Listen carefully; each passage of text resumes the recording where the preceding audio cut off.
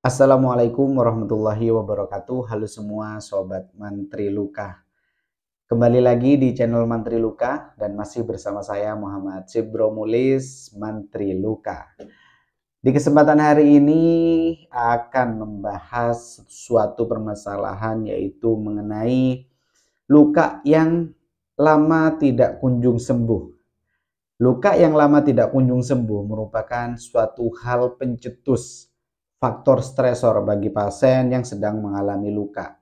Dan diperlukan beberapa tips-tips agar luka yang sedang dialami oleh pasien bisa segera sembuh dengan cepat, dan juga apakah dari Sobat Mantri Luka sudah tahu bagaimana sih tips-tips yang baik untuk mempercepat proses penyembuhan pada luka.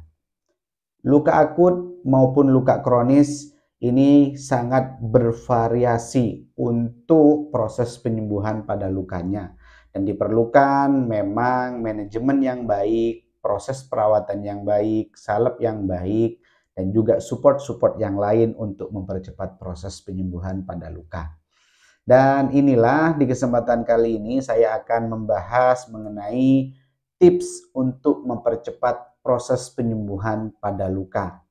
Hal ini untuk Sobat Mantri Luka yang mungkin sedang mengalami luka dan lama sembuh, atau dari rekan sejawat yang merawat luka pasiennya mengalami luka yang stagnan. Nah, sering nih kalau pasien-pasien yang mungkin lanjut usia atau dengan penyakit penyerta dan mungkin ya ditemukan permasalahan-permasalahan lainnya, boleh silakan simak video ini agar nantinya mendapatkan solusi untuk luka yang sedang dirawat oleh Sobat Mantri Luka semuanya.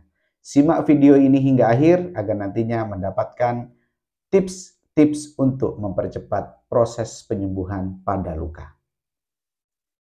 Baik Sobat Mantri Luka sekalian, banyak tips ya untuk mempercepat proses penyembuhan pada luka. Selain bagaimana proses perawatan dari mulai mencuci luka, membuang jaringan mati, dan juga memilih dressing dan salep yang tepat, ada beberapa hal yang harus dilakukan untuk mempercepat proses penyembuhan pada luka.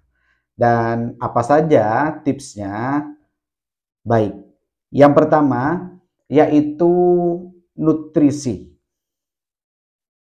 Nutrisi merupakan suatu hal yang penting dalam proses penyembuhan pada luka, di mana ingat, untuk regenerasi sel, pembentukan sel-sel baru dibutuhkan nutrisi yang sangat baik untuk menumbuhkan jaringan luka.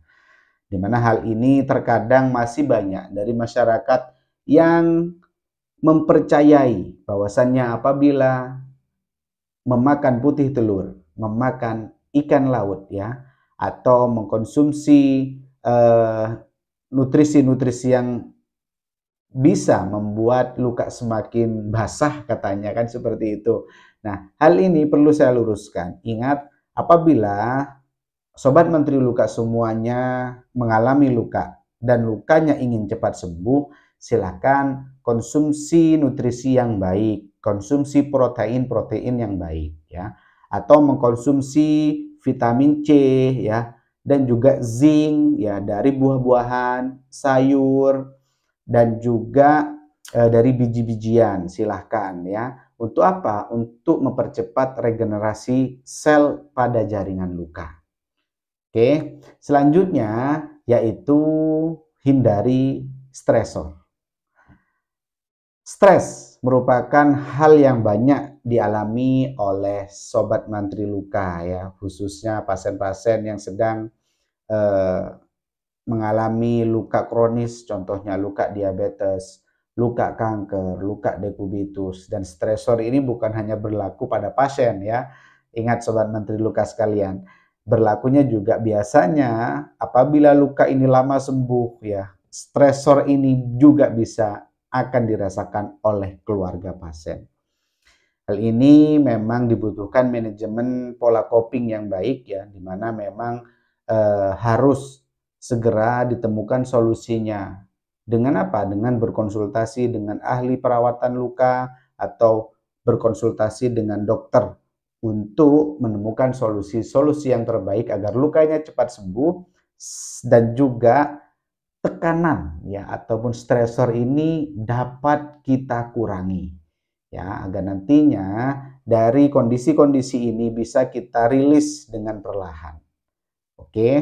Nah, selanjutnya adalah hindari mengkonsumsi alkohol dan juga merokok. Di mana alkohol dan rokok ini akan berpengaruh terhadap sirkulasi darah. Dan ingat, nutrisi sel-sel yang dibutuhkan oleh luka akan diangkut oleh darah melewati peredaran darah ya. Untuk apa? Untuk suplai terhadap pembentukan sel-sel kulit baru, sel-sel jaringan baru yang ada pada luka. Dan apabila aliran tadi kurang lancar, yang terjadi adalah terhambatnya proses penyembuhan pada luka. Dan hal ini memang harus sama-sama terus kita ingatkan kepada Sobat Mantri Luka, kepada pasien-pasien, dan juga selalu mengedukasi pasien. Agar apa? Agar nantinya untuk berhenti mengkonsumsi alkohol dan juga mengkonsumsi rokok. Ya, ingat itu juga berpengaruh terhadap proses penyembuhan pada luka. Selanjutnya adalah yaitu hindari trauma atau benturan pada luka. Ingat, walaupun sudah kita rawat dengan sangat baik, ya, dirawat dengan proses yang sangat baik, salep yang paling oke, paling top gitu kan. Akan tetapi ketika daily activity ataupun dalam keseharian ternyata ada trauma, ya, kebentur, ya, keinjek ataupun tanpa disengaja terkena air mungkin ya. Hal ini juga akan memperlama ya, menghambat dalam proses penyembuhan pada luka. Ingat, apabila luka tadi terkena trauma ataupun tersiram air basah dan lain sebagainya, itu juga akan berpengaruh terhadap proses penyembuhan pada luka. Dan ingat, ada satu hal lagi yang mungkin kita harus sama-sama sadari. Ya, ada satu hal yang tidak bisa kita modifikasi dan juga tidak bisa kita otak-atik, yaitu faktor usia. Di mana usia merupakan suatu hal yang tidak bisa kita modifikasi.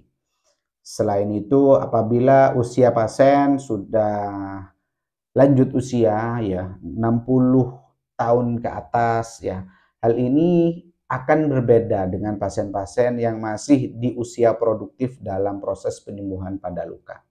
Nah, maka dari itu apabila kita menemukan pasien-pasien yang lanjut usia, kita support dengan suatu hal-hal yang lain. Ya, contohnya ya nutrisi, perawatan yang baik, terus hindari stres ya, dan juga support keluarga. Ini merupakan suatu hal yang penting dalam proses penyembuhan pada luka. Nah, itu dia yang mungkin bisa diterapkan oleh Sobat Mantri Luka apabila menemukan pasien yang lukanya lama sembuhnya. Ya, seperti itu. Dan ada satu hal lagi yang mungkin juga sering ditemukan oleh Sobat Mantri Luka semuanya, yaitu mengenai luka dengan penyakit penyerta. Nah, hal ini perlu kolaborasi antara pasien, perawat, dan juga tenaga medis yang lainnya. Ya, ingat, walaupun luka sudah dirawat dengan sangat baik, apabila penyakit penyertanya tidak dapat terkontrol, maka itu akan menjadi faktor penyulit dalam proses penyembuhan pada luka. Contoh pada pasien-pasien dengan diabetes, pasien dengan kanker, pasien dengan gagal ginjal, pasien dengan hipertensi, pasien dengan gangguan pembuluh darah, ya, pasien dengan stroke. Hal ini untuk proses penyembuhan pada lukanya akan berbeda dengan pasien-pasien yang tanpa penyakit penyerta. Ini yang perlu sama-sama kita sadari untuk apa? Untuk menemukan solusi-solusi yang lain dan untuk menemukan solusi bagi faktor-faktor penghambat dalam proses penyembuhan pada luka. Dan itu adalah tips ya bagi Sobat Mantri Luka yang sedang mengalami luka atau sedang merawat luka ya, ingin lukanya cepat sembuh. Nah, silakan dicari apa yang menjadi faktor penghambat dan ikuti tips-tips yang saya sudah sampaikan di konten kali ini. Demikian yang ingin saya sampaikan, semoga hal ini dapat bermanfaat untuk Sobat Mantri Luka, untuk rekan sejawat, dan juga untuk penonton setia channel Mantri Luka. Dan apabila ada pertanyaan seputar perawatan luka, boleh ya ditanyakan di kolom komentar. Dan terima kasih sudah menonton video ini. Jangan lupa like, comment, subscribe channel ini. Sampai jumpa di konten selanjutnya. Wassalamualaikum warahmatullahi wabarakatuh. Ada luka, ingat Mantri Luka.